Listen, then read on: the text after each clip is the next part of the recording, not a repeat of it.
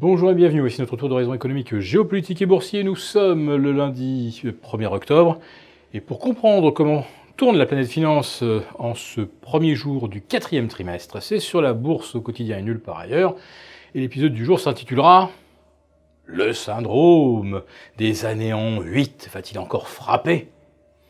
Bon, évidemment, on se souvient du krach LTCM en 1998, au krach Lehman AIG en 2008. Alors, y a-t-il un risque de voir l'année 2018 poursuivre cette série? Alors, on n'a pas dit, bien sûr, octobre 1988, parce qu'en fait, le krach avait lieu en 1987, mais enfin, disons qu'il y a quand même une sorte de cyclicité de 10 ans. Alors, allons-nous y échapper?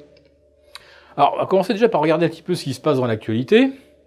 Les Américains et les Canadiens ont signé in extremis, au bout du suspense, l'accord NAFTA, c'est-à-dire en fait la refonte de l'ALENA, l'accord commercial unissant l'Amérique du Nord, les États-Unis, le Mexique, le Canada. Donc, ça a été signé avec le Canada. On ne sait pas encore exactement ce qu'il y a dans l'accord, il faudra regarder le détail dans le Wall Street Journal.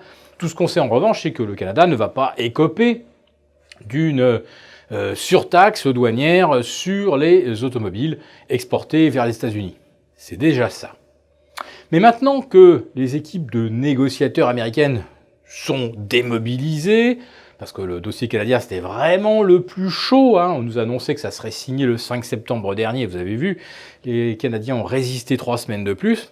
Donc maintenant que les négociateurs sont démobilisés, ils vont pouvoir s'attaquer à l'autre gros dossier, l'automobile européenne.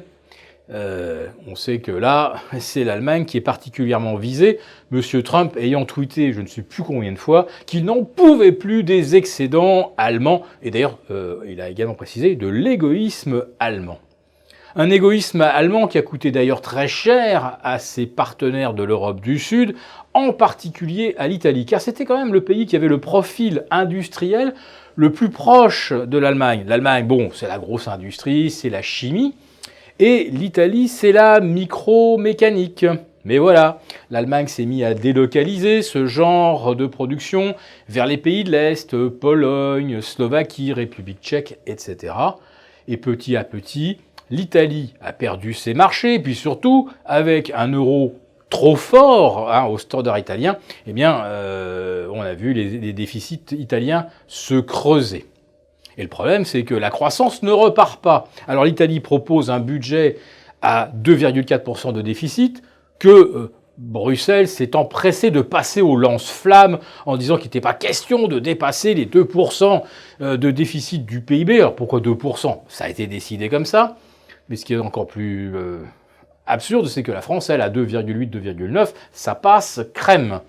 Donc, l'Italie propose un budget à 2,4% de déficit juste pour éviter la récession. Car si c'est en dessous de 2%, l'Italie sera en récession. En récession avec des taux à 3%, comment voulez-vous qu'elle arrive à assurer le service de sa dette?